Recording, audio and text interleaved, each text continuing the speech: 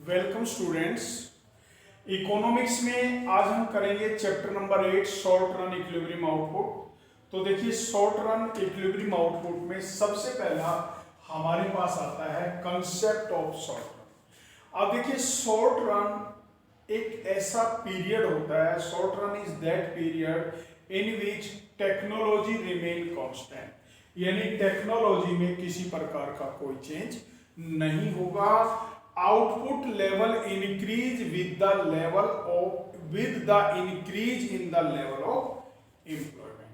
Output का level हम तभी इंक्रीज कर सकते हैं जब हम एम्प्लॉयमेंट का लेवल इंक्रीज करेंगे और टेक्नोलॉजी में किसी भी प्रकार का कोई चेंज नहीं होगा। टेक्नोलॉजी हमारी क्या रहेगी, कांस्टेंट।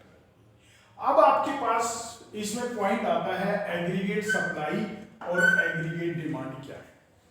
तो देखिए एग्रीगेट सप्लाई के बारे में आपने पढ़ा। Aggregate supply refer to the output which producer plan to produce in an accounting year. किसी भी अकाउंटिंग ईयर में प्रोड्यूसर जो गुड्स को प्रोड्यूस करने की प्लानिंग बना रहा है, दैट इज एग्रीगेट सप्लाई।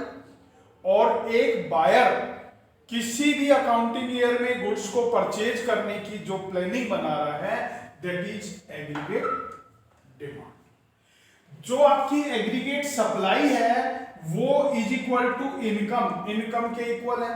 तो आपकी aggregate supply is equal to aggregate demand, तो income is equal to aggregate demand. अब जो आपकी इनकम है that is C plus S। पिछले चैप्टर में पढ़ा था कि इनकम का कुछ पोर्शन तो आपके द्वारा कंज्यूम कर लिया जाएगा और कुछ पोर्शन आपके द्वारा क्या कर लिया जाएगा, सेव कर लिया जाएगा। और प्रोड्यूसर पॉइंट से क्या करेंगे, प्रोड्यूसर कुछ शेयर कंज्यूम कर लेगा, कुछ शेयर क्या कर लेगा, इन्वेस्ट कर लेगा नई प्लांट मशीनरी में।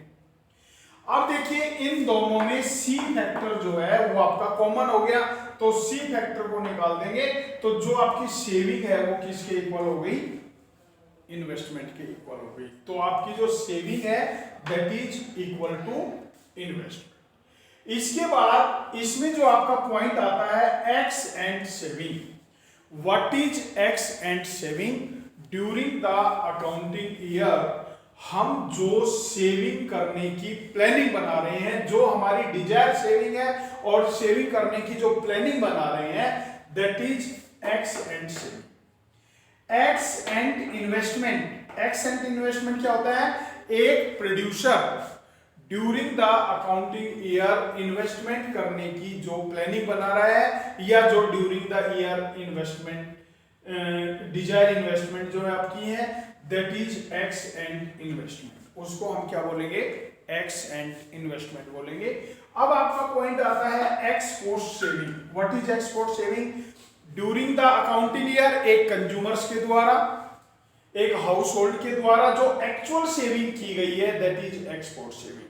और एक प्रोड्यूसर के द्वारा जो एक्चुअल इन्वेस्टमेंट की गई है, दैट इज एक्सपोर्ट इन्वेस्टमेंट। उसको हम क्या बोलेंगे, एक्सपोर्ट इन्वेस्टमेंट बोलेंगे।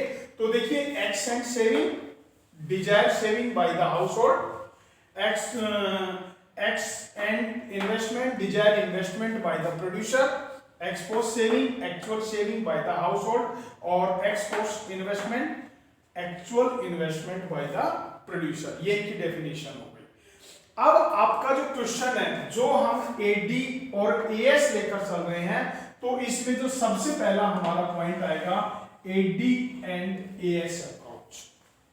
तो देखिए एडी एंड एएस अप्रोच आपकी जो पहली अप्रोच है, उसमें हम क्या करेंगे, जब इस क्वेश्चन को स्टार्ट करेंगे तो सबसे पहले what is aggregate supply. Aggregate supply क्या है?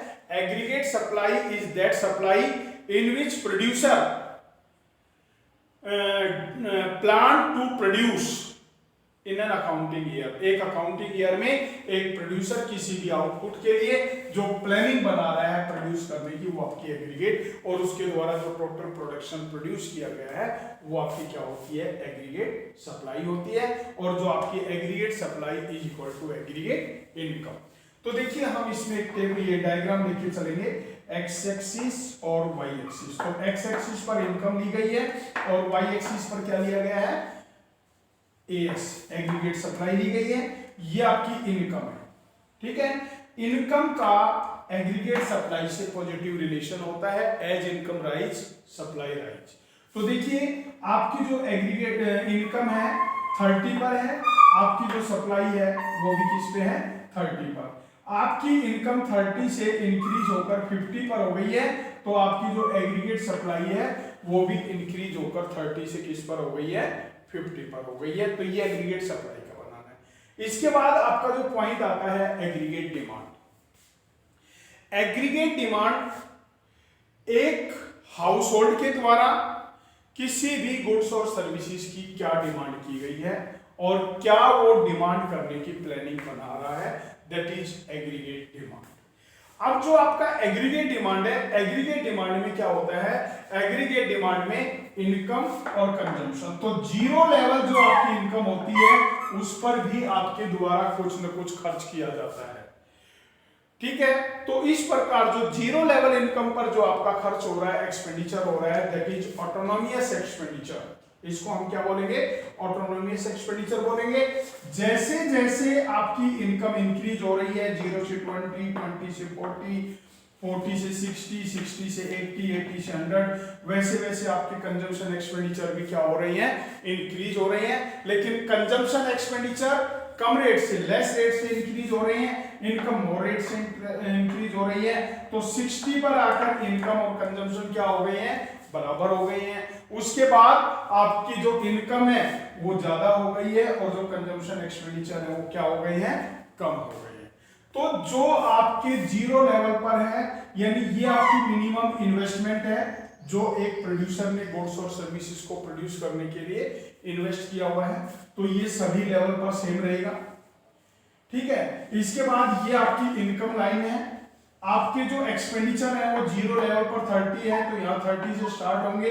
जैसे जैसे आपकी इनकम इंक्रीज हो रही है, आपके एक्सपेंडिचर भी क्या हो रही है, इंक्रीज हो रही है। एक लेवल पर आकर जैसे 60 पर आकर ये दोनों क्या हो गए, इक्वल हो गए। 60 पर आकर दोनों क्या हो गए, इक्वल हो गए। इसके बाद आपके एक्सपेंडिचर भी बढ़ रही है, इनकम भी बढ़ रही है, लेकिन इनकम ज्यादा रेट से बढ़ रही है और एक्सपेंडिचर आपके कम रेट से बढ़ रहे हैं। तो ये हो गया आपका एग्रीगेट डिमांड। अब आपने इसी के साथ इसमें पॉइंट देना है कि aggregate demand, what happen, aggregate supply more than aggregate demand. आपकी सप्लाई ज्यादा है और डिमांड कम है। अब देखिए एक प्रोड्यूसर के पास गुड्स की सप्लाई ज्यादा है, उस गुड्स की डिमांड नहीं है, तो इससे क्या होगा, प्राइसेस कम हो जाएगी। जब क्यों, क्योंकि मार्केट में हमारे पास गुड्स तो अवेलेबल है लेकिन उसको कोई खरीदने वाला नहीं है, उसकी कोई डिमांड नहीं है, तो उसकी प्राइस क्या हो जाएगी, रिड्यूस हो जाएगी। लेकिन दूसरा इसका जो ड्रॉबैक है वो क्या होगा कि जब हमारे पास सरप्लस प्रोडक्शन हो गया, उस प्रोडक्शन को कोई खरीदने वाला नहीं है, तो हम फर्दर प्रोडक्शन नहीं करेंगे, आगे प्रोडक्शन नहीं करेंगे। और जो आगे प्रोडक्शन नहीं होगा तो हमारी जो लेबर है वो क्या हो जाएगी, अनएम्प्लॉयड हो जाएगी। क्यों, क्योंकि जब प्रोडक्शन नहीं होगा तो एम्प्लॉयर के द्वारा लेबर्स को निकाल दिया जाएगा, तो जो हमारी लेबर है वो क्या हो जाएगी, अनएम्प्लॉयड हो जाएगी। दूसरा पॉइंट है एग्रीगेट सप्लाई एग्रीगेट डिमांड से ज्यादा हो गई, यानी कम हो गई, डिमांड ज्यादा है, हमारे पास प्रोडक्ट जो अवेलेबल है वो कम है, खरीदने वाले ज्यादा है, तो उससे क्या होगा, प्राइसेस बढ़ जाएंगी, क्योंकि किसी भी प्रोडक्ट को खरीदने वाले ज्यादा है, प्रोडक्ट है नहीं, तो प्राइसेस बढ़ जाएगी। लेकिन रोजगार बढ़ेगा। क्यों बढ़ेगा, क्योंकि हमें डिमांड को पूरा करने के लिए प्रोडक्शन को बढ़ाना है, और प्रोडक्शन को बढ़ाने के लिए ज्यादा से ज्यादा लेबर चाहिए, क्योंकि टेक्नोलॉजी क्या रहेगी, कांस्टेंट रहेगी, तो ज्यादा से ज्यादा लेबर चाहिए हमें। जब ज्यादा से ज्यादा लेबर चाहिए तो ज्यादा से ज्यादा लोगों को रोजगार मिलेगा। तो ऐसी सिचुएशन में एम्प्लॉयमेंट सिचुएशन बढ़ जाएगी और यहाँ पर आपकी एम्प्लॉयमेंट की सिचुएशन कम हो जाएगी, यहाँ अनएम्प्लॉयमेंट बढ़ जाएगा। ओके स्टूडेंट्स, तो ये टॉपिक आपने लर्न करना है।